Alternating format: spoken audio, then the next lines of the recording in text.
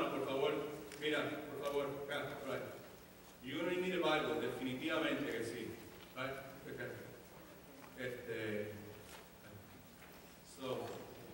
Le sugiero, por favor, que busque una Biblia.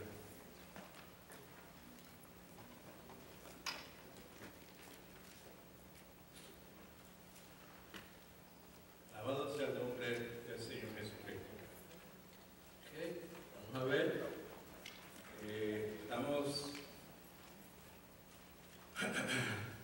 Levante sus manos si ya tiene una Biblia cerca de usted en este momento. Así es. Good. All right. Praise the Lord. Alguien que necesite un bosquejito de estos, que también lo vamos a utilizar, importante. Si no lo tiene, levante sus manos. Si lo tiene, pues sáquelo, porque lo vamos a estar estudiando.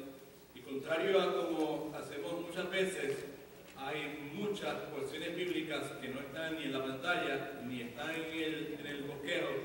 Intencionalmente ha sido de esa forma para que ustedes tengan que buscarlas en la Biblia. Así que marque su Biblia ahí, en Primera de Juan, y también marque en Juan capítulo 3, que son las dos porciones bíblicas que vamos a estar estudiando. La semana pasada comenzamos una enseñanza que titulamos Las maravillas de la gracia de Dios. Las maravillas de la gracia de Dios. La gracia de Dios es una cosa que se puede describir con justicia con la palabra maravilloso. Es maravilloso lo que la gracia de Dios es y lo que la gracia de Dios puede hacer en la vida del ser humano. La enseñanza la hemos titulado Si he nacido de nuevo, soy salvo para siempre. La persona que ha nacido de nuevo es salvo para siempre. No todo aquel que dice que es salvo para siempre, pero la persona que ha tenido un nacimiento espiritual es salvo para siempre. La semana pasada comencé hablándole acerca del domingo anterior al concluir la serie de Apocalipsis. Entre las cosas que estaban incluidas en el llamado o la invitación, si usted quiere, fue una exhortación a aquellos que estaban presentes a que confesaran a Cristo como el Salvador de sus almas, Señor de sus vidas, llamado a la salvación. Y en ese momento le pregunté si usted era salvo, si había tenido un nacimiento espiritual. Y también le pregunté que si usted estaba seguro de su salvación. Le mencioné la semana pasada también, en la introducción, que luego de ese domingo, constantemente, esos momentos finales de ese servicio se repitieron en mi mente. Y entre las cosas que sucedían, que me pasaban por la mente, era la expresión de incertidumbre, inseguridad, duda y temor que yo pude ver en muchas de las personas que estaban presentes aquí. Y que cómo eso me consumía y cómo eso se había convertido en una carga. Inclusive le mencioné que algo bien parecido había sido provocado en mi corazón el día que tuvimos el servicio de celebración de la vida del hermano Jorge, la iglesia aquella que fuimos miércoles por la noche.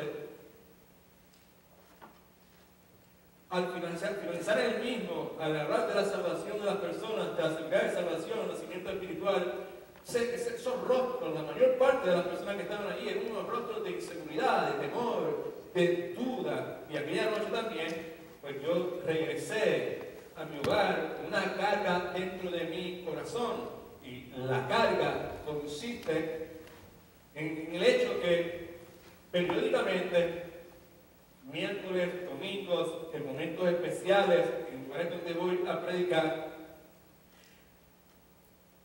me encuentro con multitud de personas que viven engañados espiritualmente pensando que su destino eterno está bien, está seguro, cuando en realidad no lo está. Eso es una carga para mí.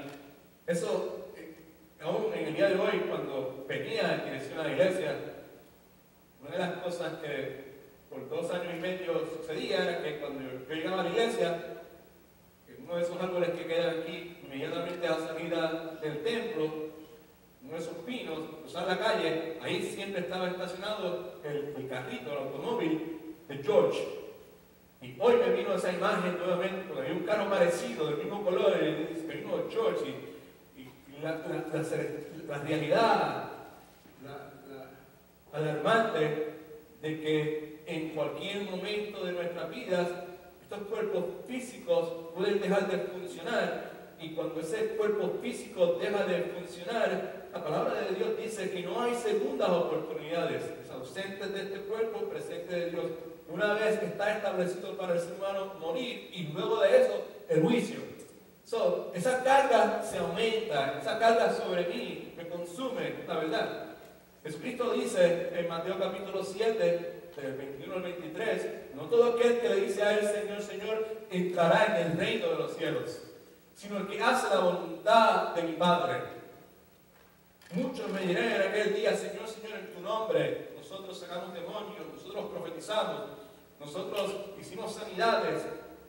Palabra dice, Cristo les dirá, apartaos de mí, hacedores maldad, porque nunca os conocí.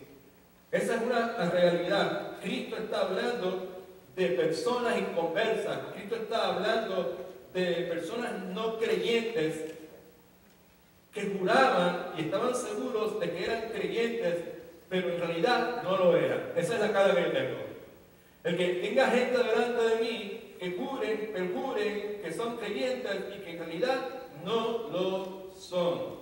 Como hicimos el domingo pasado, vamos a considerar lo que la palabra de Dios enseña con relación a la seguridad de salvación. Particularmente, seguridad de salvación en el contexto de un nuevo nacimiento. ¿Puedo yo estar seguro de que yo he nacido de nuevo? Es una forma distinta de ponerlo. Es más importante todavía. ¿Puedo yo tener seguridad de que iré al cielo? ¿Puedo yo ser librado del temor de que algún día escuche de labios de Jesucristo, apártate de mí, hacedor de maldad, porque nunca te conocí? De eso es que estamos hablando. Contexto de Primera de Juan, que es el libro que mayormente vamos a estar citando en esta enseñanza, es que Juan está escribiendo a una iglesia local que tenía un grupo de personas dentro de esa iglesia local que eran parte de esa iglesia, estaban envueltos en esa iglesia, y todo el mundo en esa iglesia pensaban que esas personas eran cristianos. Lo que el libro nos dice es que esas personas que eran parte de esa iglesia local, que estaban envueltos en ministerio dentro de esa iglesia local, nos dice que en un determinado momento esas personas comienzan a negar la deidad, la humanidad del Señor Jesucristo. Esas personas comienzan a enseñar falsas doctrinas dentro de la iglesia, y que esas personas terminan abandonando la iglesia. El primer pasaje que tienes en tus notas, si no me equivoco, segundo, es Primera de Juan 2:19, y en el versículo 19 dice, salieron de nosotros, pero no eran de nosotros. Porque si hubiesen sido de nosotros, hablando de esas personas dentro de la iglesia, habían permanecido con nosotros, pero salieron para que se manifestara que no todos son de nosotros. Así que lo que el pasaje nos dice es que estas personas eran parte de esa iglesia local, estaban envueltos haciendo varias cosas dentro de la iglesia, pero esas personas nunca pertenecieron a la comunidad de creyentes verdaderos. Ese es el punto. A pesar de todo eso, nunca pertenecieron a esa comunidad. Entonces, la enseñanza como tal, la forma en que Dios me mueve a comunicarla, es estableciendo primeramente un contraste con relación a la fe. Un contraste entre una fe que es superficial, que es posible que exista dentro de la iglesia. La posibilidad que dentro de la iglesia haya mucha gente con una fe superficial es una posibilidad real. Es bien probable que así sea, ¿right? El contraste entonces con relación a la fe es, por otro lado, es que la fe verdadera, la fe salvadora, es una fe que persevera. Así que para los que no estaban la vez pasada, simplemente escriba esto. El contraste, donde dice el contraste en sus notas, primero es que la fe superficial siempre es posible. Eso. Lo que quiero decir con eso es que es posible que en la iglesia haya gente envuelta que no tenga fe que conduce a la salvación.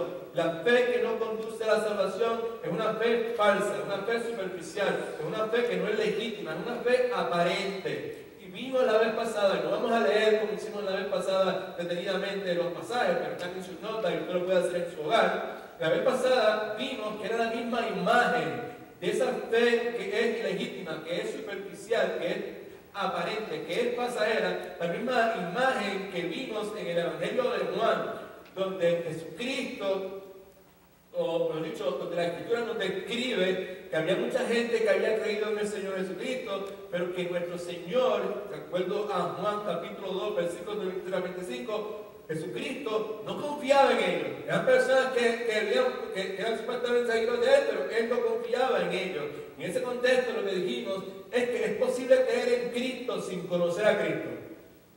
Y es posible creer en Cristo con una fe falsa, ¿verdad? Más adelante, en el capítulo 6, en el versículo 66, vimos a Jesucristo llamando a una multitud de seguidores como discípulos, pero dice la Escritura que esa multitud de seguidores de Jesucristo, que se llamaban discípulos, de la noche a la mañana dejaron de seguirle. En el otro pasaje, que es Juan, capítulo 8, 31, 36, lo que vimos ahí es una imagen de gente que reclamaba creer en Jesucristo, ser seguidores de Jesucristo, pero que en realidad ni siquiera conocían al Señor Jesucristo. Así que lo que vimos en estas imágenes es una descripción, ¿verdad?, de una fe superficial, una fe pasajera, una fe aparente, una fe que no conoce a Cristo y por consiguiente es una fe que no conduce a la salvación. Así que estamos estableciendo un contraste entre dos tipos de fe que podemos encontrar en la iglesia: una fe superficial que no conduce a la salvación y una fe verdadera, una fe salvadora, y esa fe persevera, que es la segunda cosa que quería que escribiera en sus notas. La fe salvadora siempre persevera. Claro está, cuando decimos que la fe salvadora siempre persevera, no estamos sugiriendo que es necesario añadirle absolutamente nada a la obra redentora de Cristo, que es completa para nuestra salvación. Somos salvos por gracia, ¿ven? No por obras para que nadie se gloríe. Cuando decimos que la fe salvadora siempre persevera, en ninguna forma sugerimos que hay que añadirle nada a la obra de Jesucristo. Así que en ninguna forma hay que añadirle nada a lo que Cristo ya hizo. Pero el punto es importante, por favor, es que la Biblia enfatiza que hay una diferencia significativa entre una fe superficial y la fe que salva. Y la fe que salva es la fe verdadera, es una fe firme como una roca. Y lo que dijimos la vez pasada también es que en el primer siglo había un sinnúmero de personas, multitud de personas envueltas en la iglesia que no tenían la fe que produce salvación. Y esas personas del primer siglo que no tenían una fe que produce salvación, tarde o temprano van a escuchar de labios de Jesucristo la palabra de Mateo capítulo 7. Apartaos de mí, hacedores de maldad, porque nunca os conocí. Y de la misma forma que sucedió eso al principio de la iglesia, sucede lo mismo en el día de hoy. Porque en el día de hoy hay multitudes de personas que están envueltas en las iglesias que no tienen la fe que produce salvación. Y este grupo de personas, tristemente, quizás algunos de los que están aquí en el día de hoy, van a escuchar de Jesucristo decir la misma cosa. No todo aquel que me dice Señor, Señor, entrará en el reino de los cielos, sino el que hace la voluntad de mi Padre. By the way, en caso de que me dé cualquier cosa y no llegue al final, la voluntad del Padre, Cristo ya la identificó. En el libro de Juan, el capítulo 6, que vamos a leer ya mismo, dice: la voluntad de mi Padre es esta, es que todo aquel que ve al Hijo crea en Él y tenga vida eterna. Esa es la voluntad del Padre. Así que cuando Cristo dice en Mateo 7, no todo aquel que me dice Señor, Señor, entra en el reino de los cielos, sino el que hace la voluntad del Padre, la palabra frase esa, la voluntad del Padre es esa. Es que cada persona que vea a Cristo, que escuche de Cristo, que reconozca el mensaje de Cristo, que escuche el Evangelio, cree en Cristo. Esa es la voluntad del Padre. Sino el que hace la voluntad de mi Padre que está en los cielos. Así que Eso es lo que hemos hablado hasta ahora. Libro que usamos como base, que leímos tanto la semana pasada, vamos a leer un poquito más en el día de hoy, es Primera de Juan. En Primera de Juan hemos leído tantas cosas porque Primera de Juan fue escrito precisamente con el propósito de alentar, de dar seguridad a sus lectores, al mostrarle a los creyentes que pueden saber, que pueden conocer, que tienen vida eterna. Ese es el propósito, la verdad de este pasaje.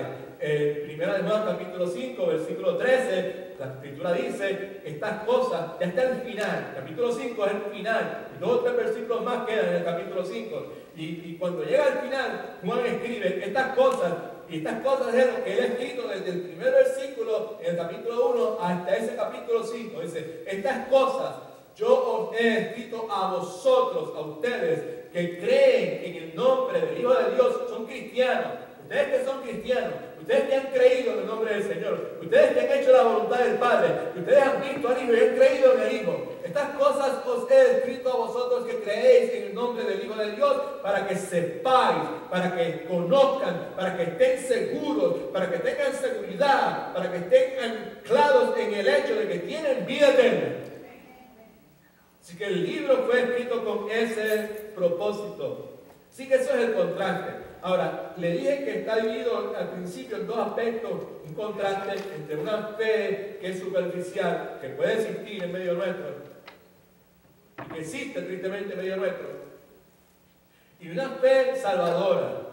Esa fe salvadora persevera. Por eso lo que dijimos, entre otras cosas, vamos a repetir ya mismo, es que la persona que ha nacido de nuevo nunca se aparta de Dios. La persona que ha nacido de nuevo siempre es salva, y la persona que ha nacido de nuevo nunca se aparta de Dios. Y vamos a hablar por qué podemos afirmar eso de esa forma, con esa certeza. Entonces, el libro se escribe para darnos seguridad. En 26 ocasiones por lo menos, en este libro leemos frases de Dios a través de Juan, frases como, yo escribo estas cosas para que ustedes sepan, yo escribo estas cosas porque Dios conoce, yo escribo estas cosas porque todos sabemos. Así que la seguridad de salvación en este libro está por todos lados, permea toda la epístola de Primera de Juan. Y en el contexto de seguridad, lo primero que dijimos es que la seguridad de salvación eterna es una realidad bíblica. Es una realidad bíblica, ¿right? Sí, el punto detrás de esto es que ante el hecho, escuche, de que tenemos seguridad de salvación, el cristiano que ha nacido de nuevo, de lo que vamos a hablar hoy detenidamente, el que ha nacido de nuevo, usted y yo no tenemos que ansiosamente vivir haciendo conjeturas y suposiciones de que si soy o no soy, de que si me voy o me quedo. Nosotros no tenemos que vivir con esa ansiedad dentro de nuestro corazón. El pasaje que dije que iba a leer lo tiene ahí en Juan capítulo 6, versículo 38 al 40. Está, me parece, en la pantalla. Cristo hablando, dice, y yo he descendido del cielo no para hacer mi voluntad, Dios soberanamente decide ceder sus prerrogativas como divinidad. Cristo dice, he descendido del cielo no para hacer mi voluntad, sino la voluntad del que me envió, Padre Celestial. Escuche, y la voluntad del Padre que me envió es que no pierda yo nada de todo lo que Él me da, sino que lo resucite en el día final. Versículo 40. Y esta es la voluntad del que me ha enviado, Padre, que todo aquel que ve al Hijo y cree en Él tenga vida eterna. Esa es la voluntad de Dios. Que todo aquel que ve a Cristo, que escucha de Cristo, que recibe la luz, la iluminación de Cristo, cree en Él y tenga vida eterna. Y Dios promete que lo va a resucitar en el día final. Alabado sea el nombre del Señor. Dijimos también que cuando hablamos de seguridad de salvación, lo que la gente muchas veces escucha en las 3 S, salvo siempre salvo, le expliqué cómo yo detesto esa terminología y cómo yo detesto esa terminología por la multitud de abusos y malos entendidos que hay con relación a ese concepto de salvo siempre salvo. Y solo para mí, eso es lo que me trae a la mente, yo estoy totalmente en contra de eso también, es la persona que dice, yo hice una oración en tal cruzada y por lo tanto yo soy salvo. O yo fui bautizado por Billy Graham, o por Guillermo Ávila, o por yo no sé quién, o por el pastor Edwin, o por el pastor Marcelo, quien sea, y como yo fui bautizado, pues yo soy salvo. O alguien oró por mí y me ungieron con aceite y yo hablé en lengua, por lo tanto yo soy salvo. E independientemente de que tu vida en ninguna forma demuestra de tu salvación. No, la palabra de Dios enseña que la salvación comienza en un momento en particular en nuestra historia y comienza en el momento en que nosotros tenemos un nacimiento espiritual. Don't miss that. Y en el momento en que tenemos un nacimiento espiritual, nosotros pasamos de muerte espiritual a vida espiritual. Y la palabra enseña que en ese momento comienza un proceso donde el fruto de la salvación comienza a dejarse ver en la vida del que es salvo. La palabra no dice, hiciste una oración y ya eres salvo y ya se acabó la cosa. No, la palabra dice sí, tú eres salvo en el momento en que naces de nuevo y pasas de muerte espiritual a vida espiritual, pero en ese momento comienza un proceso donde el fruto de esa salvación comienza a dejarse ver en la vida de que eres, de la persona que es salva. El Escritura nos dice que va a llegar el día en que esa salvación como tal va a ser finalmente en su plenitud consumada. Y de eso hablamos a plenitud por casi 1 año y medio en la serie que hicimos acerca del libro de Apocalipsis. Así que lo primero que vimos con relación a la seguridad es que la seguridad de salvación eterna es una realidad bíblica. La otra cosa que escribimos la vez pasada es que el que ha nacido de nuevo siempre será salvo. Así que, en vez de decir salvo siempre salvo, nosotros, en esta iglesia, conforme a lo que la Escritura enseña, con toda seguridad decimos que el que ha nacido de nuevo siempre será salvo. Repita conmigo, ¿el que ha nacido de nuevo? Siempre será salvo. Y otra forma de decirlo es que el que ha nacido de nuevo nunca se aparta del Señor. Que es precisamente lo que Juan tiene en mente cuando en el versículo 19 dice, esa gente se fueron de aquí, ¿sabe por qué? Porque no eran de nosotros. Se fueron de nosotros porque no eran de nosotros. Porque si hubiesen sido de nosotros, nunca se hubiesen ido. De eso que está hablando. Nunca hubiesen empezado a cuestionar la deidad de Jesucristo. Nunca hubiesen puesto a cuestionar la Trinidad. Nunca hubiesen, nunca hubiesen hecho eso. Lo hicieron y se fueron porque nunca eran de nosotros. Ahora, pero es una pregunta, o quizás piensen, yo necesito estar muerto, ir al cielo, o esperar hasta el fin para saber si soy salvo o no soy salvo. Le dimos que no, que la palabra enseña que es posible tener seguridad de salvación en nuestro diario vivir, 24/7, cuando me levanto por la mañana, cuando me voy a acostar, en mi lugar de trabajo, yo puedo vivir con esta seguridad de salvación. Lo que sí dijimos, y esto es importantísimo,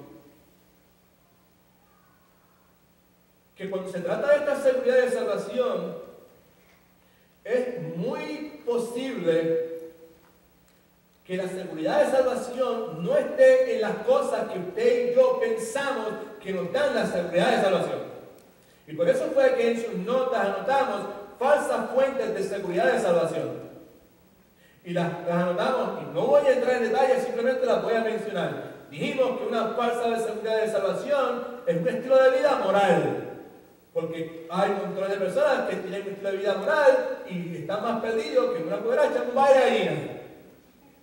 ¿Right? Y quizás en un momento dado yo era un inmoral, en un momento dado yo viví una vida de inmoralidad plena y ahora pues estoy un poquito regenerado, reformado, pero el hecho de que ahora ya yo no hable como hablaba anteriormente o que ya yo no vea los problemas que yo veía anteriormente, no quiere decir que eso implique que yo soy salvo.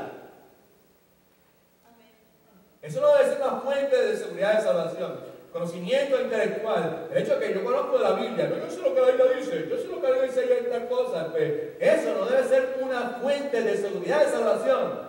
Porque la Biblia dice con claridad, ¿verdad?, que aún los demonios conocen, saben y creen y tiemblan, definitivamente no son salvos. O si debemos aprender de la palabra de Dios, pero el hecho de que haya personas que conozcan mucho la palabra de Dios no quiere decir que esas personas sean salvas. El conocimiento de lo que la palabra enseña no es una fuente fiable de seguridad de salvación. Si no me creen, pregúntale a todo ese montón de PhD en teología, en Duke, en Harvard, en Cornell, en todas esas universidades que conocen más de la Biblia, de todo el desarrollo histórico, etimológico, todo ese montón de cosas que nosotros, y son totalmente inconversos, ateos en su inmensa mayoría.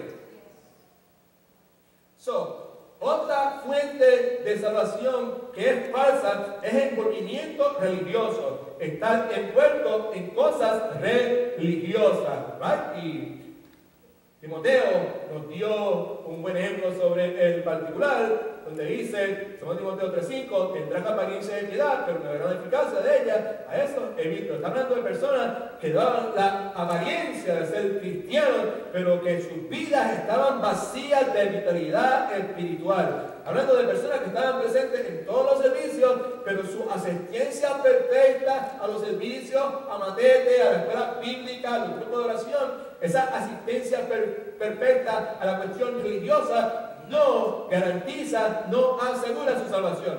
Eso es una fuente falsa de seguridad de salvación. El pastor dijo que yo tenía que ir a la iglesia, que yo tenía que ir a los estudios bíblicos y que eso no tiene que ver. No es lo que yo estoy diciendo. Lo que estoy diciendo es que ninguna de esas cosas debe utilizarse como una fuente de seguridad de salvación. Amén. La otra cosa era actividad ministerial. Y eso fue lo que vimos ahí, en Mateo capítulo 7, el montón de gente envuelta en el ministerio.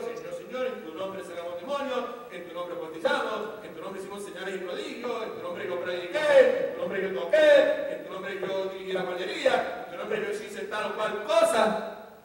Y yo diré, apartados de mí, se me matar porque nunca os conocí. Así que la posición de una persona en una iglesia no asegura su salvación. ¿Cuántos alaban al Señor? ¿Cuántos agradecen que estemos identificando cosas como esta? Porque la Biblia habla de seguridad de salvación. Y la Biblia dice que podemos y debemos vivir seguros de nuestra salvación. Pero aquí lo que estamos haciendo es identificando fuentes falsas de seguridad de salvación. Una conciencia culpable, esa es otra cosa. En el pasado, yo me confesé ante ustedes que yo incluía eso y decía, si usted ahora, cuando usted peca, ahora se siente culpable, eso quiere decir que usted es salvo. Pues ¿sabes qué? Eso es una mitad media. Usted peca, usted debe sentirse mal, culpable, porque el Espíritu Santo le da comisión. Pero el punto es que la culpa es capacidad de cualquier persona, sea cristiano o no sea cristiano. Y el hecho de que alguien se sienta culpable porque ha hecho algo incorrecto no quiere decir que sea salvo. Amén. Clarificando cosas. Como le he dicho tantas veces, aunque yo soy pastor, el pastor Marcel, el pastor Willy, todos estamos aprendiendo. Y en el proceso de esta jornada, en este lado de la eternidad, Dios tiene misericordia de nosotros y nos va abriendo los ojos y nos va permitiendo, nos va percatando de ideas que, aunque son bien intencionadas y son sinceras, posiblemente no tienen un fundamento bíblico. Y todos debemos tener esa actitud, by the way. Y cada uno de los que están aquí presentes precisan tener esa actitud. Para que Dios haga la obra que Dios quiere hacer. El requisito que hemos mencionado tantas veces, que es la humildad. Dios nos habla. Dios quiere comunicarse con nosotros. Pero nunca lo va a hacer con una persona que no sea humilde. Y la persona humilde la definimos como la persona que tiene la disposición de escuchar, Señor, estoy aquí, háblame. Y lo que tú me digas, yo lo voy a poner en práctica, yo lo voy a obedecer. Amén. Y la otra cosa, pensamiento positivo. La pensada, no, pues yo soy salvo. No me importa lo que usted diga, yo digo que yo soy salvo. Y como yo soy salvo, yo me confieso en esta hora. Eso, puedes confesar todo lo que tú quieras. Pero a menos que tenga un nacimiento espiritual, como decía mi abuelita, no te vistas que no vas. Y la otra cosa, que era un poquito más complicada, era una decisión en el pasado. No, yo soy salvo porque yo tomo una decisión en el pasado. Yo soy salvo porque yo me recuerdo o acuerdo, mejor dicho, cuando yo oré una oración. Yo soy salvo porque yo recuerdo cuando yo pasé al frente en tal o cual iglesia. Yo soy salvo porque yo recuerdo cuando yo levanté la mano. Yo soy salvo porque yo me acuerdo, pastor, aquel día que yo estaba allí, yo me levanté, yo sentí aquello, yo me levanté, yo llené la tarjeta.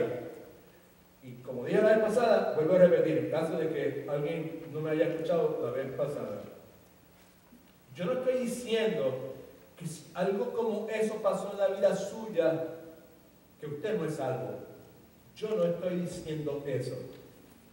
Yo creo que todo el que ha nacido de nuevo debe recordar cuándo nació de nuevo. Algo literal. Es como dice el pastor Marcelo. Todo aquel que ha sido embestido por un, ¿cómo se llaman los trozos aquellos que tú guiabas? ¿Cómo le dicen? Un 18-wheeler, right? O sea, todo aquel que es impactado en I-4 por un 18-wheeler se va a recordar por el resto de su vida de eso, ¿sí o no? Y ser impactado por la salvación de Cristo, el nacimiento espiritual, es 1000 trillones de veces más poderoso que eso. Así que yo creo que una persona debe recordar cuándo ocurrió su nacimiento espiritual. Por otro lado, y esto es lo que quiero decir con esto, con relación a una decisión en el pasado, como una falsa fuente de seguridad de salvación. Lo que dije la vez pasada y que vuelvo a repetir, es que la seguridad de salvación no puede estar basada en el hecho de que yo recuerde cuando yo hice una oración, o que yo recuerde cuando yo levanté la mano, o que yo recuerde cuando yo pasé al frente, o que yo recuerde cuando yo llené una tarjeta. ¿Por qué no debe ser basada en una cosa como esa? Entre otras cosas, porque este mundo está lleno, lo mismo que dije la vez pasada, de cientos y miles de personas que han orado una oración, han levantado su mano, han sido bautizados, han sido miembros de una iglesia activos por 20 o 30 años y nunca han conocido al Señor.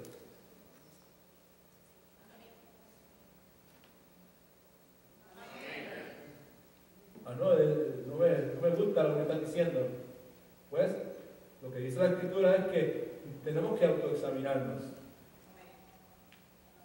Y lo que estoy diciendo es que si tú sabes de la Biblia, un poquito de la Biblia, no te estoy diciendo que porque tú sepas un poquito de la Biblia, porque tú no eres salvo.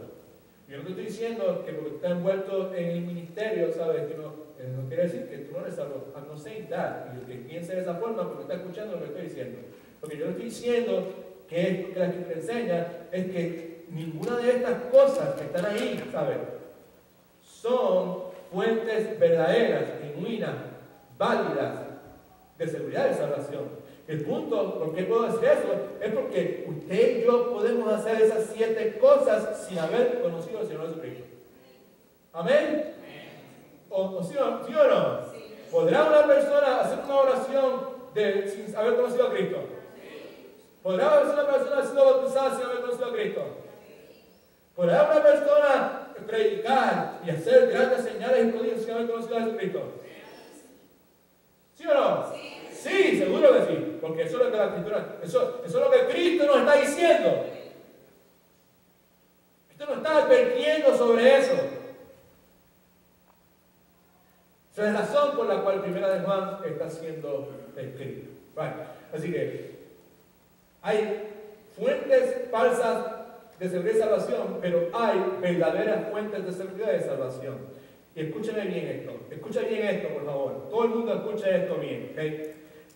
El fundamento inmovible, ¿se acuerda de esa palabra? Inmovible, que no hay quien lo entremezca, que no es shaky, no hay forma, no hay terremoto, no hay tornado que lo pueda mover. El fundamento inmovible de mi seguridad de salvación o de nuestra seguridad de salvación es la persona y la obra del Señor Jesucristo.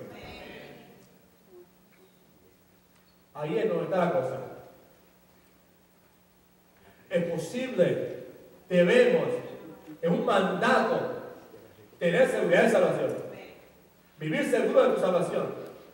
Pero el fundamento, la fuente inmovible, inquebrantable, inalterable, inmutable de esa seguridad de salvación es la persona de Cristo y la obra redentora del Señor Jesucristo. Y como le dije la vez pasada al finalizar, a mí se me quedó el teléfono celular. Présteme a su hermana, por favor, que usted está bondadosa. No lo mire, hermana, por favor. No, déjame que yo lo traiga, déjame que yo lo traiga. Para estar cerca de ti. Vente, a ver si le pega algo bueno. Sube. No. Está bien,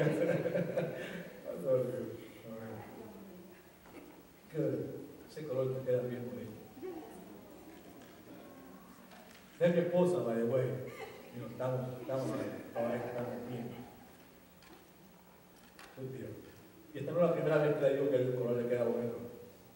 Eso fue lo primero que le dije ahorita cuando la vi. Right. So, para mí esto es un asunto serio. Y debe ser un asunto serio para cada uno de nosotros. Amén.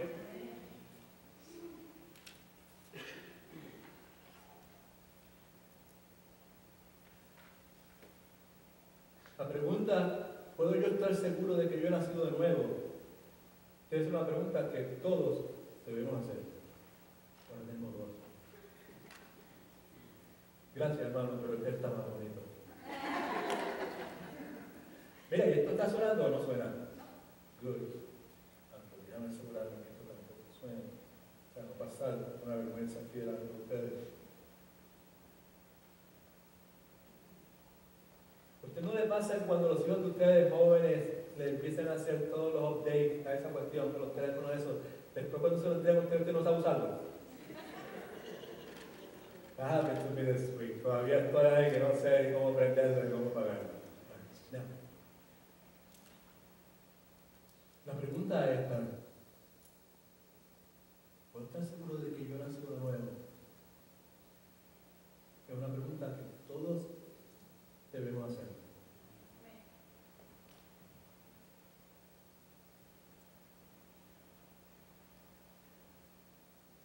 La seguridad de que podemos vivir sin el temor de que algún día escuchemos de Jesucristo, faltados de mí, hacia los demás porque nunca los conocí. Es una seguridad que todos nosotros debemos buscar. Asegurarnos ante el hecho de que multitudes de personas, miembros de iglesias locales, envueltas en toda clase de ministerio, un día van a escuchar de Jesucristo, apartados de mí, hacia de maldad, porque nunca los conocí. Este asunto del cual hablamos el día de hoy, nuevamente, es un asunto sumamente serio. Ahora, una de las cosas que más importancia debe tener en la vida de alguien que tiene una responsabilidad como la que yo tengo, es asegurarnos de que uno mantiene un balance en lo que está haciendo, ¿verdad? Y en esta enseñanza, pues yo le pido a Dios que me ayude a mantener ese balance. Hay un balance. Ya yo se lo dije la vez pasada, pero se lo vuelvo a repetir. Balance entre el hecho de que yo no quiero provocar inseguridad en el corazón de aquellos de ustedes que han recibido el Evangelio y que han nacido de nuevo.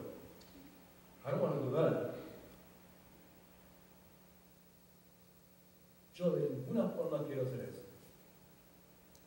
Pero del mismo modo, tampoco quiero que personas que tienen una fe superficial, una fe ilegítima, una fe que es falsa, piensen que todo está bien y que se sientan estimulados a mantenerse así por el resto de su vida. Amén. Sí, balance. Señor, ayúdame a mantener ese balance. Entonces, mi oración ha sido pedirle a Dios, Espíritu Santo, que tome su palabra, porque después de todo, eso es lo que Él hace. Tome su palabra y que traiga seguridad en el corazón que necesita seguridad. Que tome su palabra y traiga inseguridad en el corazón que necesita inseguridad. ¿Me sigues?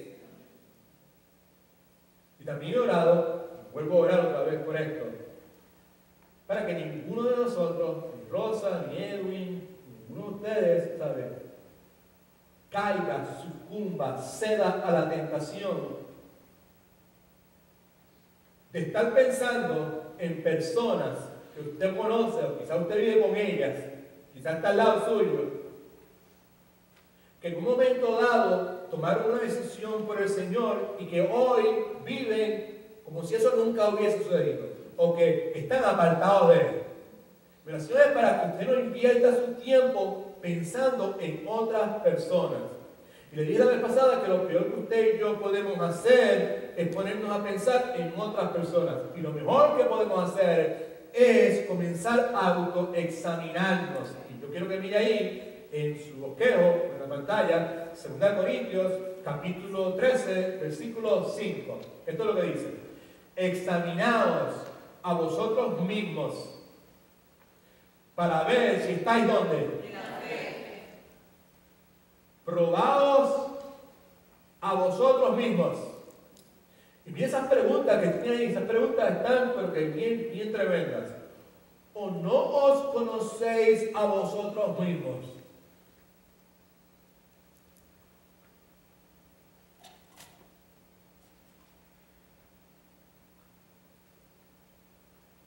La próxima pregunta todavía está más fuerte. ¿No sabéis que Jesucristo está en vosotros?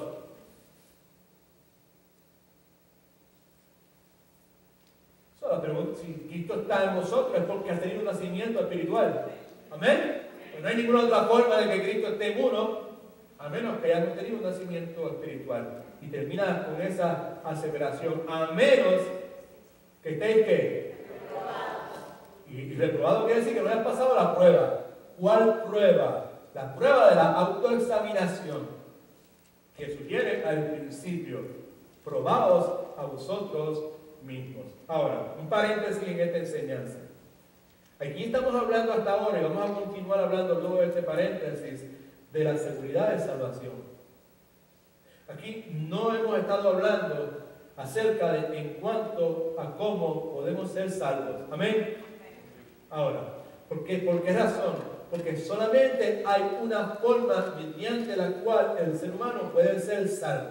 Y esa única forma de poder ser salvo es teniendo un nacimiento espiritual. No hay otra forma. Si usted piensa que hay otra forma de ser salvo, pues nos vamos a quedar todo el tiempo que haya que quedarnos para aclarar qué dice la Escritura, o de que usted saca tremendo malentendido. Iba a ser disparate, pero por respeto le voy a decir malentendido o idea incorrecta, ¿vale? Pero bíblicamente no hay otra forma mediante la cual nosotros podemos ser salvos que no sea a través de tener un nacimiento espiritual. Aquí estamos hablando en esta enseñanza de cómo podemos tener seguridad de salvación. No estamos hablando de la enseñanza, usted tiene sus notas aquí en esos bloqueos y ese insert en cuanto a cómo usted puede ser salvo, en cuanto a cómo usted puede estar seguro que usted ha tenido un nacimiento espiritual. Pero quiero hacer un pequeño paréntesis aquí y quiero que veamos algo importante. Y eso importante que quiero que veamos es qué es lo que sucede cuando una persona nace de nuevo. Cuando alguien nace de nuevo, ¿qué es lo que pasa? Hemos dicho que solamente podemos ser salvos a través del nacimiento espiritual. ¿Amén? No hay ninguna otra forma. Entonces, lo que quiero que veamos hoy, y quizás nunca lo ha visto, quizás sí, y hoy lo vuelve a ver, es qué es lo que sucede. ¿Cuánto ha tenido un nacimiento espiritual? Levante su mano, yo me voy a mirar. Si usted tiene un nacimiento espiritual, yo lo que le voy a decir, si quiere escribirlo, escríbalo, porque no está en sus notas, ¿vale? Son 4 cosas, ¿vale?, que usted necesita saber. Que acontece cuando una persona nace de nuevo. Entonces, a la luz de eso, usted puede tener una idea de dónde usted está con relación a lo que la Escritura enseña. Pero lo que vamos a hacer es que vamos a leer esa porción bíblica donde Cristo habla acerca del nacimiento espiritual. ¿Alright? So, tiene todo el mundo Juan capítulo 3, por favor. Juan, le dije que buscara su Biblia. Juan capítulo 3. Búsquela todo el mundo, por favor. Creo que la esté mirando, o si lo que tiene el teléfono, pues ponga el teléfono, ni modo. Pero si tiene su Biblia, ponga su Biblia. ¿Vale? ¿Ok? Bueno. ¿Ok? So, Juan capítulo 3, Jesucristo tiene un diálogo con un hombre que se llamaba Nicodemo. En el capítulo 3 de Juan se encuentra el pasaje bíblico más conocido en el mundo. ¿Cuál es? Juan 3:16. ¿Vale? Ahí está. ¿Vale? Así que usted por lo menos sabe algo de Juan capítulo 3. ¿Vale? Capítulo 3, versículo 1. Comienza diciendo: había un hombre de los fariseos que se llamaba ¿cómo? Este hombre era un dignatario de los judíos, era un líder de los judíos. Era en el equivalente del contexto de la Iglesia Católica en el día de hoy, era como un cardenal, algo así. Pero era un maestro, un estudioso de la Biblia, un hombre que conocía de las Escrituras, un hombre que vivía rectamente, justamente. Este hombre llamado Nicodemo vino a Jesús de noche y le dijo: Rabí, que quiere decir maestro, sabemos que has venido de Dios como maestro, porque nadie puede hacer estas señales que tú haces si no está Dios con él. That's a good thing. For us to see. Como Nicodemo reconoce la deidad del Señor Jesucristo. Versículo 3.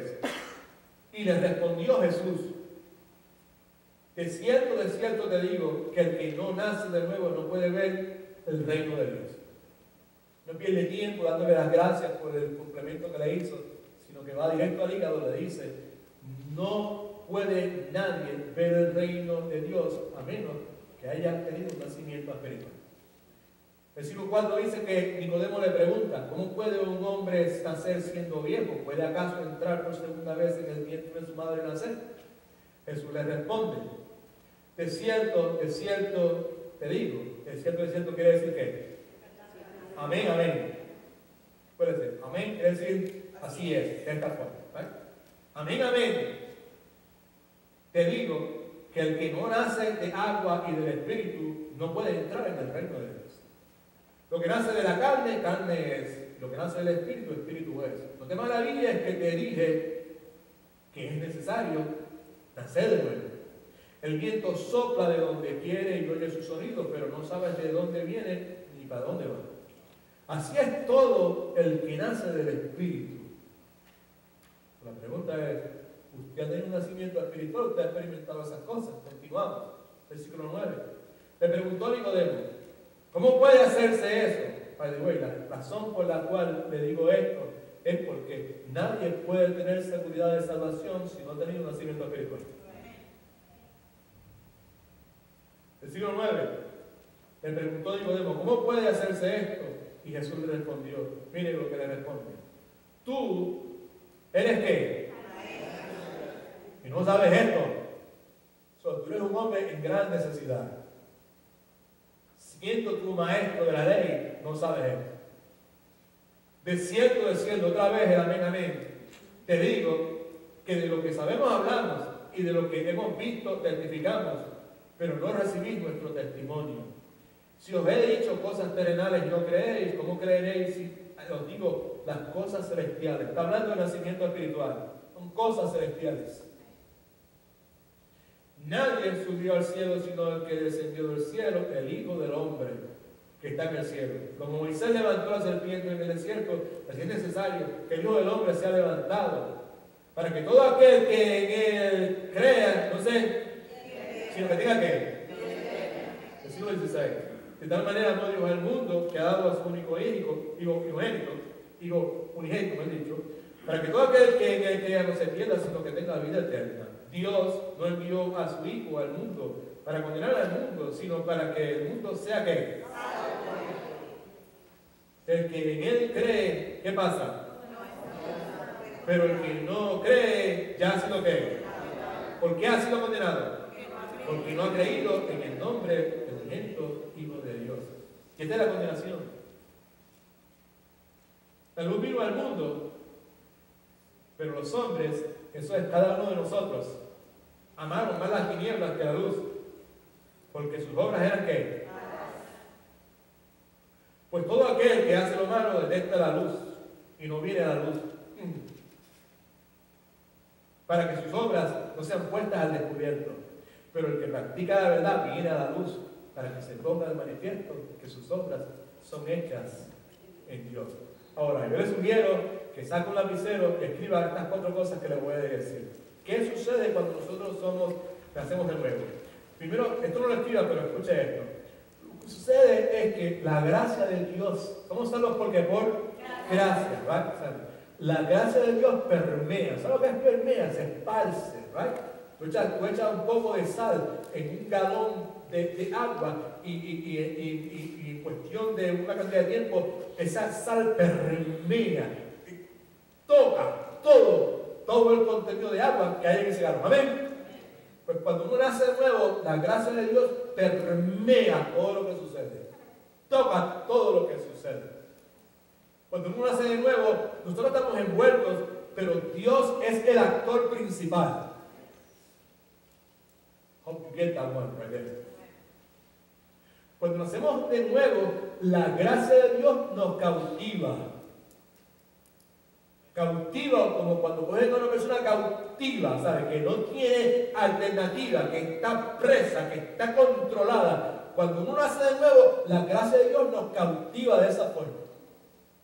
Cuando uno nace de nuevo, la gracia de Dios nos transforma. Es inevitable. ¿Cuántos alaban al Señor? Importante, muy importante para todos los que estamos hablando aquí y vamos a seguir hablando. Ahora, ¿qué sucede cuando nosotros nacemos de nuevo? Escriba esto primeramente en cualquier pedacito que tenga por ahí. Dios revela nuestra necesidad. Cuando una persona nace de nuevo, lo que sucede es que Dios revela la necesidad de esa persona. Versículo 1 vimos que decía, había un hombre de los fariseos que se llamaba Nicodemo, dignatario de los judíos. Y como le dije, era un hombre experto en la ley, era un maestro de la ley, era un devoto de Dios. Era una persona que se había pasado toda su vida enseñando a otras personas cómo entrar en el reino de Dios. Y lo primero que vemos es que Dios revela la necesidad de él. ¿Cuántos me están siguiendo? Don't miss that, por favor.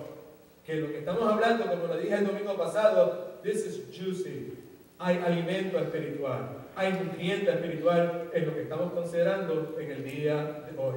Así que cuando una persona nace de nuevo, vamos hablando, o sea, lo primero que sucede es que Dios revela nuestra necesidad. Y en el contexto de esa necesidad, el hecho de que el nuevo nacimiento es necesario para conocer a Dios. Es imposible conocer a Dios sin tener un nacimiento espiritual. Cristo dijo, a menos que nazcas nuevo no podrás ver a Dios, ver, conocer. A menos que nazcas nuevo no podrás entrar al reino de Dios. Es imposible sin tener un nacimiento. Esta es la necesidad que me deja ver.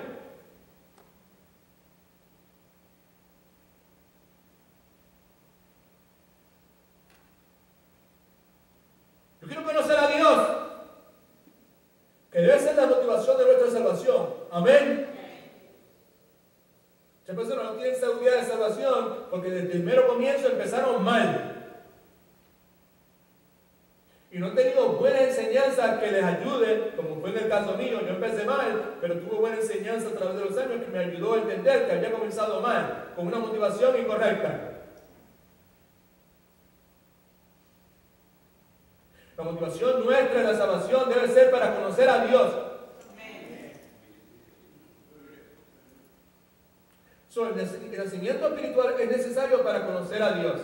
Segundo, el nacimiento, no lo escriba, no es el segundo. Pero otra cosa que revela nuestra necesidad es que el nuevo nacimiento es imposible sin Dios. Si Dios no está envuelto, no hay nacimiento espiritual. Nicodemo le pregunta a Cristo cuando Cristo le dice que tiene que nacer de nuevo. ¿Cómo puede un hombre nacer siendo viejo? ¿Puede acaso entrar por segunda vez en el vientre de su madre y nacer? El punto es que es imposible que una persona, ay señor, voy a decir una cosa rara aquí, pero yo sé mi idea. Es imposible que una persona pueda parirse a sí mismo.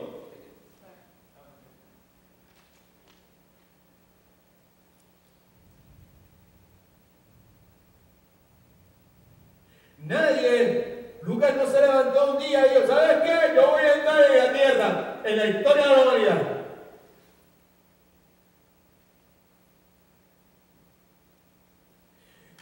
By the way, nacer de nuevo quiere decir nacer de arriba.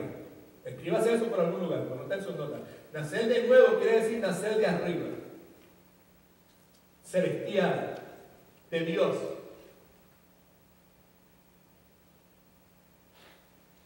O el hombre rico aquel que dijo, yo ayudo a los pobres, yo quiero ayudar a la cuestión, yo obedecer la escritura, yo soy fiel, soy merecido esta cuestión. Jesucristo dice, vende todo lo que tienen y dáselo a los pobres, ¿verdad? Los discípulos, al ver lo que Jesucristo había dicho, dijeron, Mateo 19:26, ¿cómo puede ser? ¿Quién podrá ser salvo?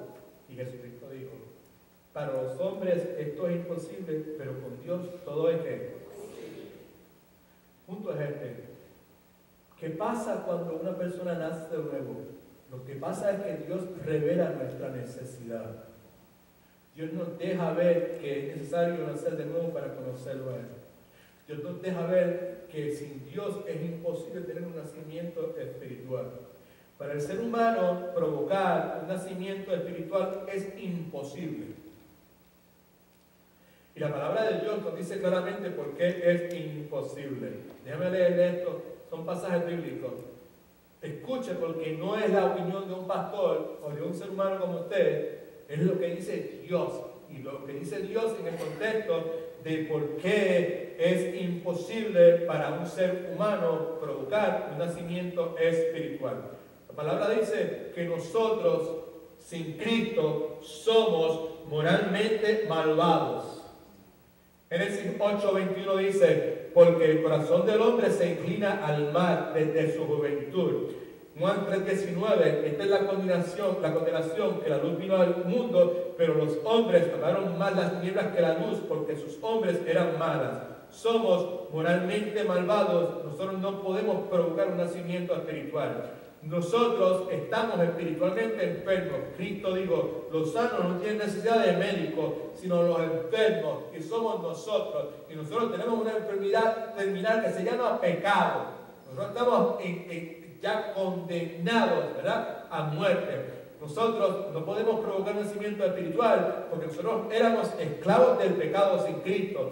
Juan 8:34, Cristo le respondió, de cierto os digo que todo aquel que practica el pecado, esclavo es del pecado. Y nosotros, antes de Cristo, practicábamos el pecado y por consiguiente éramos esclavos del pecado. Y como éramos esclavos del pecado, era imposible para nosotros provocar un nacimiento espiritual. En su momento leímos algo acerca de la luz y de la verdad. Otra cosa es que nosotros estábamos ciegos a la verdad. Pablo en 2 Corintios 4:4 dice, hablando de nosotros, los inconversos sin Cristo, a quienes el Dios de este mundo les negó el entendimiento para que no les resplandezca la luz del Evangelio de la gloria de Cristo, el cual es la imagen de Dios.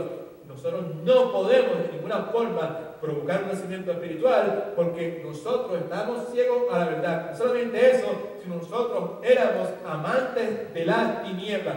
Efesios 5:8 dice, porque en otro tiempo eras tinieblas, pero ahora soy luz en el Señor, andad como hijos de luz. Escuche, estamos hablando de qué es lo que sucede cuando una persona nace de nuevo. Y lo que primero que hemos dicho es que cuando una persona nace de nuevo es que Dios, de forma sobrenatural, nos revela nuestra necesidad. En ese momento de nuestro nacimiento espiritual, estas cosas comienzan a ser una evidencia en la vida nuestra. La palabra dice que éramos hijos de ira.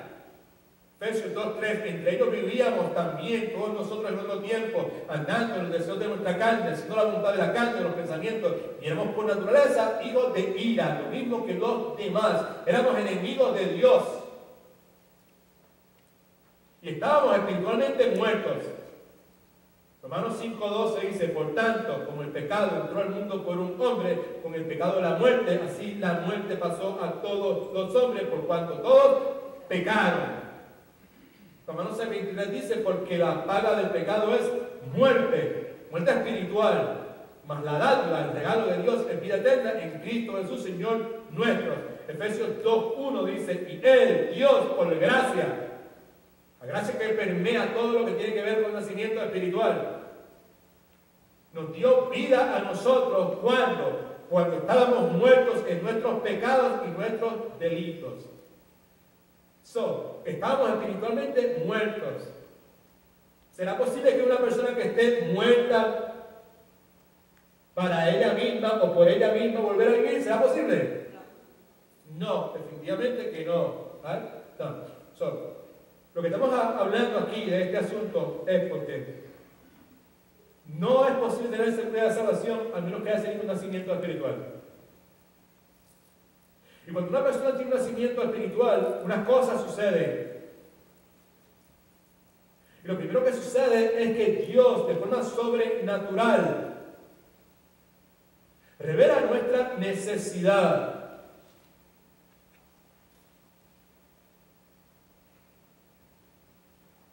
Entre las cosas que Dios hace es que nos deja ver que para conocer a Dios es necesario nacer de nuevo. Y que sin Dios, sin Él interviniendo, haciendo lo que Él tiene que hacer, es imposible tener un nacimiento espiritual. Y que en parte de esa necesidad que Dios revela, me deja ver que el nuevo nacimiento, escuchen que esto es lo más importante, depende de Dios.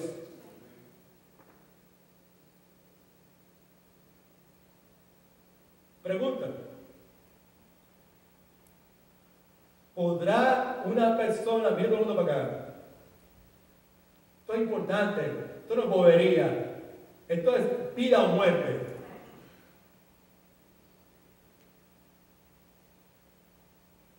¿Podrá una persona que es moralmente mala escoger hacer lo bueno? No.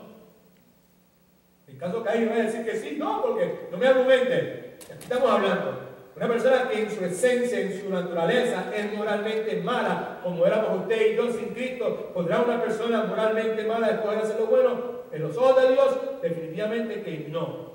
¿Podrá una persona que está mortalmente enfermo, en coma, curarse a sí mismo? No. ¿Podrá una persona que es esclavo libertarse a sí mismo? No. ¿Podrá una persona ciega darse la vista a sí mismo simultáneamente? Soy ciego, me voy a dar la vista, es lo mismo. Disparate, claro que no. ¿Cómo es que una persona que ama las tinieblas puede ir a la luz y al mismo tiempo correr de la luz? El que ama las tinieblas corre de la luz, se aparta de la luz.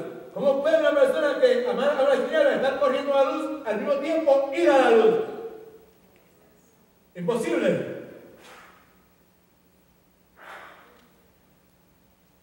¿Cómo la persona que es objeto de la ira de Dios puede calmar la ira sobre la cual o de la cual es objeto? I don't know. Maybe, I don't know if you get it or not. Pero lo que estoy tratando de probarte es que el nacimiento nuevo espiritual es imposible sin Dios. Que depende única y exclusivamente de Dios. ¿Cómo el que está muerto puede volver a vivir por sí mismo? Imposible. Y el punto es este.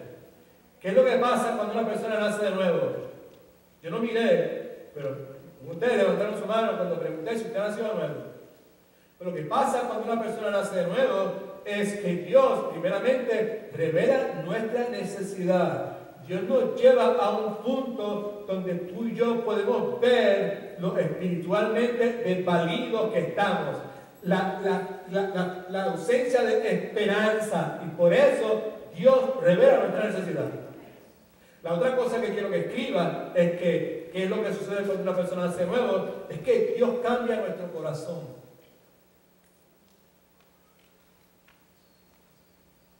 Nicodemo le pregunta, ¿Cómo puede un hombre nacer siendo viejo? ¿Puede acaso entrar por segunda vez en el vientre de su madre y nacer? Jesucristo le responde, de cierto te digo que el que no nace de agua y del Espíritu no puede entrar en el reino de Dios. Ahora, ¿qué quiere decir nacer de agua y del Espíritu? Pregunta que muchos de ustedes se han hecho, me han hecho varias contestaciones, pero en el contexto bíblico más puro, más correcto, más firme, right? Más sólido. Nacer de agua y del Espíritu quiere decir esto. Quiere decir que cuando usted y yo nacemos de nuevo, Dios nos limpia interiormente. Tito, capítulo 3, versículo 5 dice, y sin que nosotros hubiésemos hecho nada nuevo, por pura misericordia, hablando de la salvación, hablando de la regeneración, hablando del nuevo nacimiento, por pura misericordia nos salvó. ¿Cómo? Lavándonos y regenerándonos y dándonos nueva vida por el Espíritu Santo. Dios nos da un corazón nuevo. Dios nos limpia interiormente. No solamente eso, sino que quiere decir que cuando nacemos de nuevo, Dios viene a morar en nosotros. La referencia que hay aquí de nacer de agua y del Espíritu, hay referencias en el Antiguo Testamento y la mejor de ellas se encuentra en el libro de Ezequiel. Escuche, escríbelo por ahí en un lugar. Ezequiel 36, 24 y 27. Dice, esto es una porción bíblica profética acerca de la salvación que Cristo iba a traer por medio de la gracia. Yo los sacaré a ustedes de todas estas naciones y países. Estamos la iglesia, ¿verdad? Sacados de distintas naciones y países.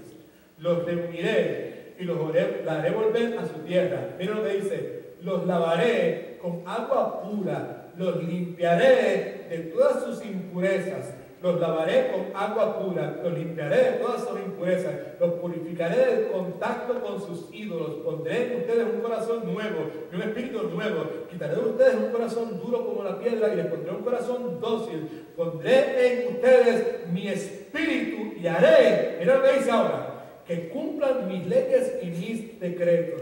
¿Qué sucede cuando una persona nace de nuevo? Dios revela su necesidad, se da, hey, you need to be born again, que solamente Dios lo puede hacer.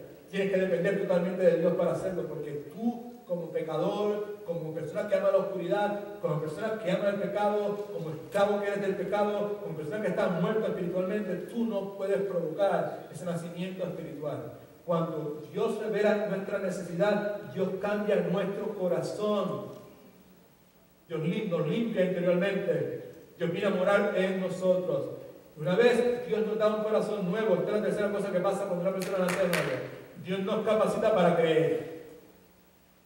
Dios nos capacita para creer. Juan 6:44 dice, nadie puede venir a mí si el Padre que me envió no lo atrae. Hechos 16:14, hablando de la salvación de una mujer que se llamaba Lidia. Entonces una mujer llamada Lidia, vendedora de púrpura de la ciudad de Tiatira, que adoraba a Dios, estaba viendo. Y el Señor, ve lo que dice, Dios la capacitó para creer. El Señor le abrió el corazón para que estuviera atenta a lo que Pablo decía. Ahora, dos cosas que pasan cuando una persona nace de nuevo. Le pregunté si usted había nacido de nuevo. Yo no miré, pero muchos levantaron sus manos.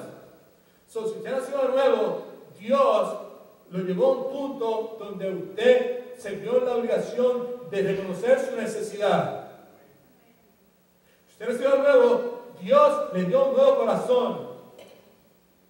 Dios lo ha limpiado interiormente y Dios ha venido a vivir dentro de usted. Si usted ha nacido de nuevo, Dios lo capacitó a usted para creer. Y cuando una persona es capacitada por Dios para creer, dos cosas suceden por la gracia de Dios. Lo primero que sucede es que le damos la espalda del pecado. En otras palabras, que nos arrepentimos.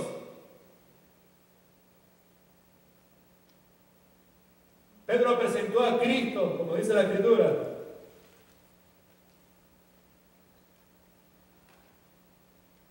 Y el pueblo al escuchar la palabra de Pedro dice la Escritura, al oír esto, el Evangelio, se compungieron de corazón y dijeron a Pedro y a los otros apóstoles, hermanos, ¿qué haremos? Pedro les dijo, arrepentidos lo primero. Dios le dio la capacidad para creer, lo primero que hay que hacer es arrepentirse. Bautícese de cada uno en el nombre de Jesucristo para perdón de pecado y recibirá el don del Espíritu Santo. La segunda cosa que Dios hace cuando nos capacita para creer es que por su gracia, por medio de la gracia de Dios, usted y yo confiamos en Cristo. Esta semana compartí a Cristo con una señora. La señora oró, confesó a Cristo con sus labios.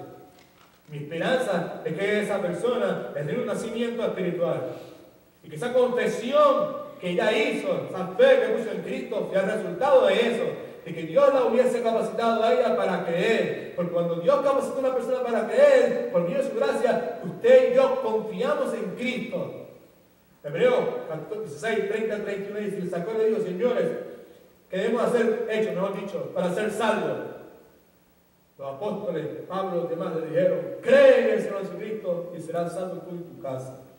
Y como resultado de haber creído, ¿qué sucede cuando nacemos de nuevo? Dios revela nuestra necesidad. Eso sucede, lo primero. Lo segundo que sucede es que Dios cambia nuestro corazón.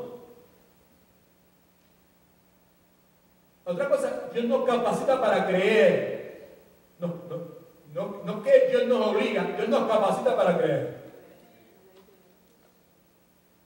Nos arrepentimos y somos capacitados por su gracia para arrepentirnos. Nadie puede arrepentirse a menos que sea por medio de la gracia de Dios. Esta es la cosa, por eso fue que le dije que cuando una persona nace de nuevo, la gracia de Dios permea todo. Es la sal que usted echa en el galón de agua que se esparce y lo toma todo. Eso sucede. Cuando la persona nace de nuevo, Dios lo capacita para creer. Y cuando la persona finalmente cree, siendo capacitado por Dios para creer, Dios transforma la vida de la persona. Si usted ha nacido de nuevo, que es necesario para tener seguridad de salvación, Dios tiene que haber transformado su vida. ¿Cuánto alaban al Señor? Pablo dice, de modo si alguno está en Cristo, una nueva criatura. Todas las cosas viejas pasaron, todas son hechas nuevas. Y todo esto proviene de Dios, quien nos reconcilió consigo mismo por medio de Jesucristo. Versículo 29 dice, el que no conoció pecado, pues nosotros hizo pecado, para que nosotros seamos justicia de Dios en él. No, esto es un paréntesis. Aquí no estamos hablando de cómo ser salvo. Esta enseñanza, la duda que usted tiene, no tiene que ver nada en cuanto a cómo ser salvo. Pero el punto es que estamos hablando de seguridad de salvación. Y la seguridad de salvación es una cosa que es exclusividad solamente de las personas que han nacido de nuevo. Y lo que hemos hecho en este momento es refrescarle la memoria en cuanto a qué es lo que sucede cuando una persona nace de nuevo, nace de arriba, nace de Dios. Dios revela su necesidad, ¿cuál necesidad? De que usted y yo no podemos por nuestra propia fuerza tener un nacimiento espiritual. Y que para conocer a Dios hay que nacer de nuevo. Y que Dios es el único que puede provocar ese nacimiento espiritual en la vida nuestra.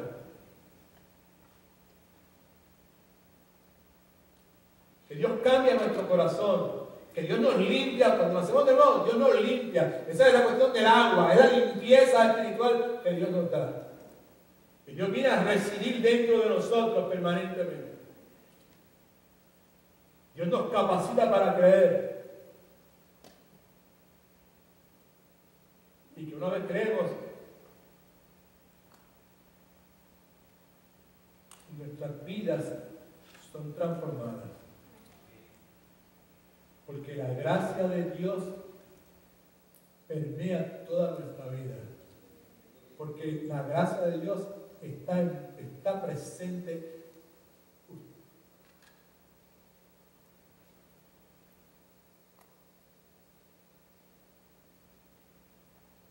Bástate mi gracia, porque mi poder se perfecciona en tu debilidad. Cuando una persona nace de nuevo, es transformada.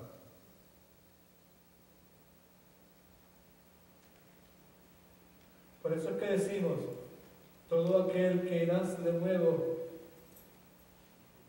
tiene vida eterna.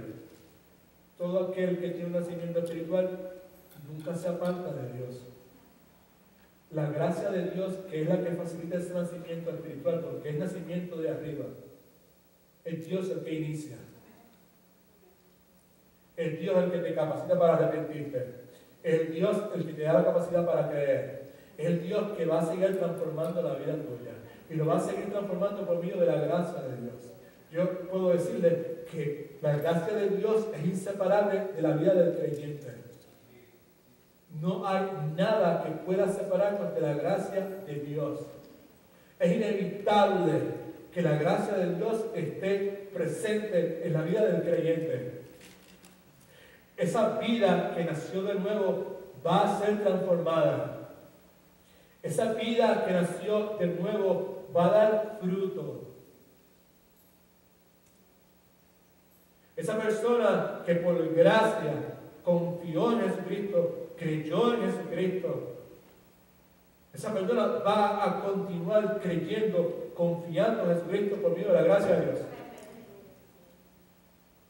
Esa persona que ha nacido de nuevo, que ha retornado, que ha vuelto a la vida, esa vida espiritual, que ha recibido la salvación, inevitablemente va a producir fruto. Y ese fruto que va a producir va a ser el producto de la gracia de Dios en la vida de esa persona.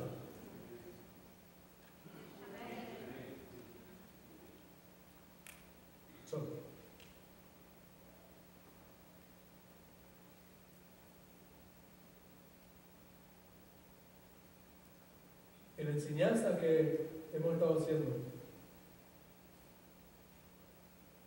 el énfasis no es en cómo ser salvo. Simplemente le hice esta clarificación de qué pasa cuando uno nace de nuevo. Porque estamos hablando de las fuentes verdaderas de seguridad de salvación. Y ningún ser humano que no haya tenido un nacimiento espiritual puede experimentar en su vida las fuentes verdaderas de seguridad y salvación. Amén. Amén.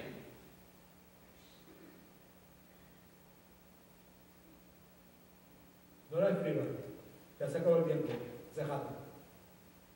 Estas son fuentes verdaderas de seguridad y salvación.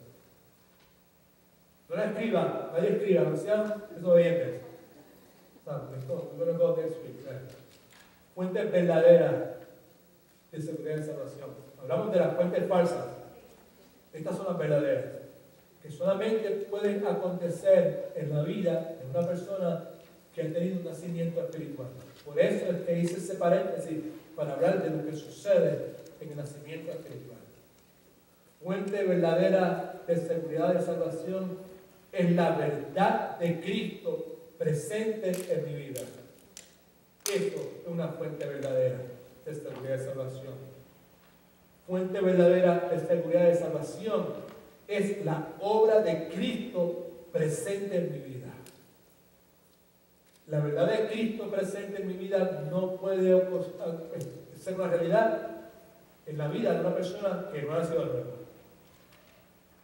La obra de Cristo presente en la vida de una persona no puede ser una realidad a menos que esa persona haya tenido un nuevo nacimiento. ¿Me siguen? ¿Eh? La otra cosa. El Espíritu de Cristo presente en la vida de una persona es una fuente verdadera de seguridad y salvación. La presencia del Espíritu Santo dentro de mí es una seguridad verdadera de seguridad y salvación. La obra de Cristo, lo que Cristo está haciendo en mi vida, es una fuente verdadera de seguridad y salvación. Pero no hay absolutamente nada que Cristo pueda hacer en la vida de nadie, a menos que esa persona haya nacido nuevo.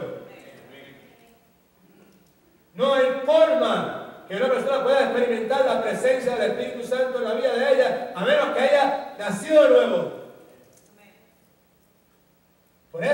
pusimos el paréntesis para identificar las cosas que suceden cuando una persona ha nacido de nuevo. Ahora, what is good? All the time.